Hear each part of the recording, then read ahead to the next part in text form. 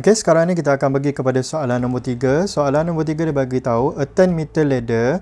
So panjang ni, ini adalah tangga tadi, 10 meter panjang dia. Rest against a vertical wall. If the bottom of the ladder yang ni sliding away from the base. So base dia kat sini, dia sliding away, maksudnya dia pergi ke sana. So dia punya jarak makin bertambah.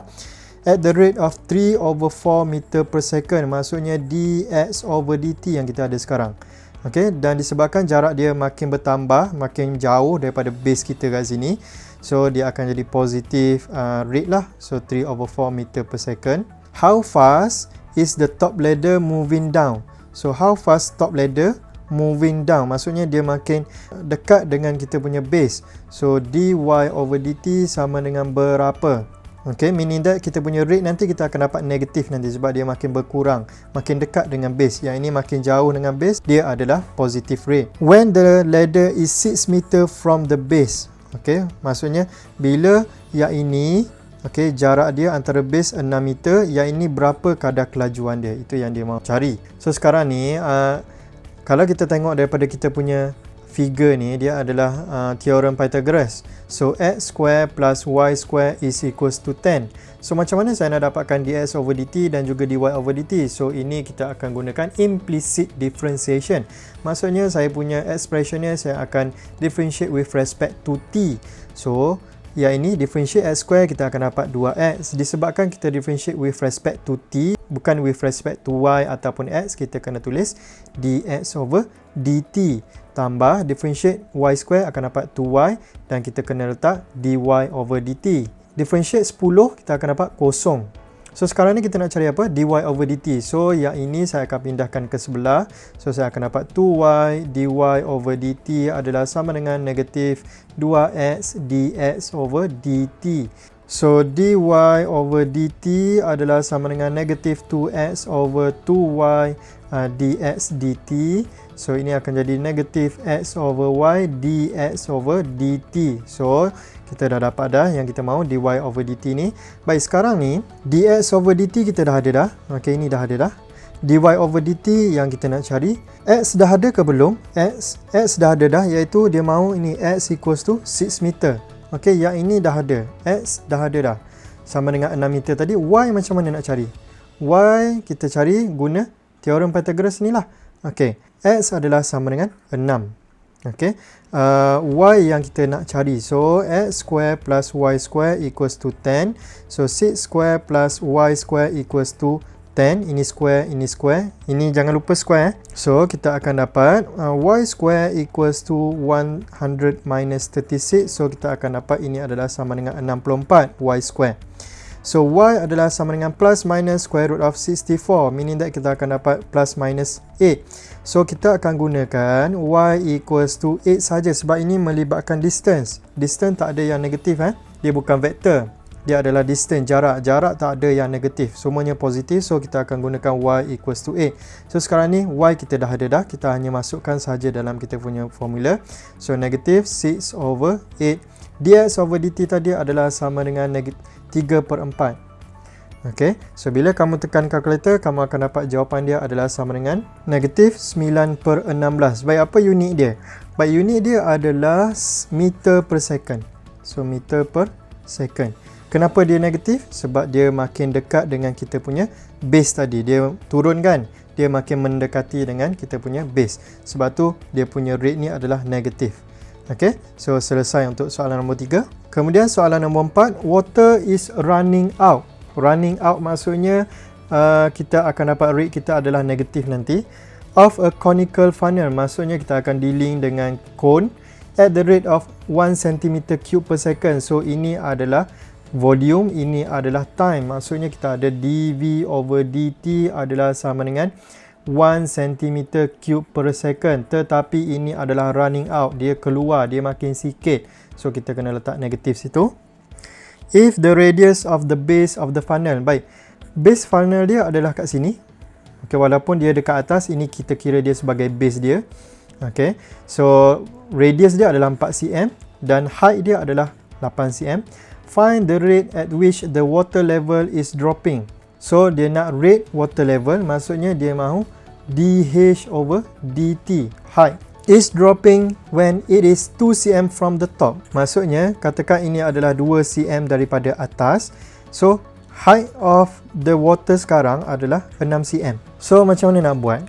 Baik, sekarang ni saya akan tengok di sini kita ada volume. So, apa rumus volume untuk cone? Ia adalah 1/3 pi r square h. Kemudian saya ada apa? Saya ada dv/dt. So, saya akan letak sini. dv/dt adalah sama dengan dv over something darab something over dt. So, apa yang saya nak buat sekarang? Okey, kita nak cari dh dt. So, meaning that saya kena letak sini dh. So, sini dh lah. So, yang ini dah ada. Yang ini yang kita nak cari. Macam mana nak cari dv dh? Okey, maksudnya saya kena guna formula ni. Tetapi formula ni kalau kamu tengok kita ada R. Okey, kita ada H, ada dua unknown. Saya nak jadikan saya punya formula ni semuanya in terms of H supaya saya boleh buat differentiate tu with respect to H sahaja. So saya kena alter saya punya formula ni. Baik, macam mana nak alter? Macam mana nak tukar R ni kepada H? Baik, kita akan gunakan ratio.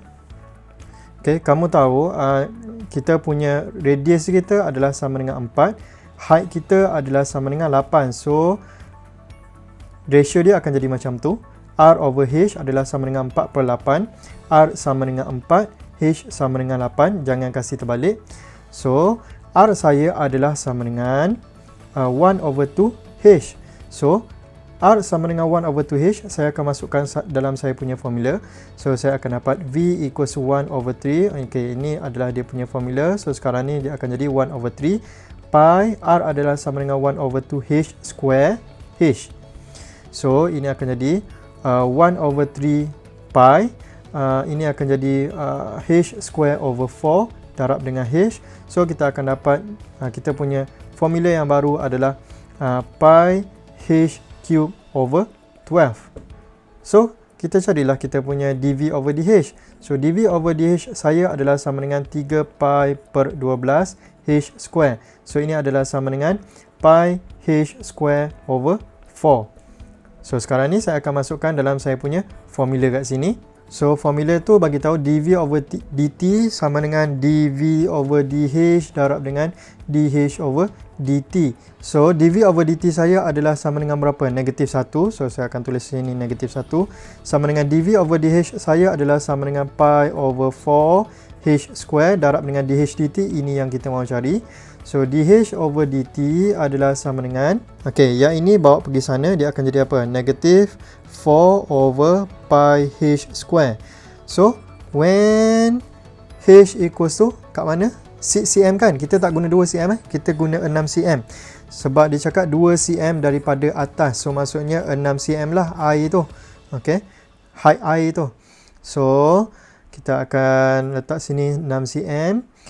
dh over dt adalah sama dengan negatif 4 over pi 6 square.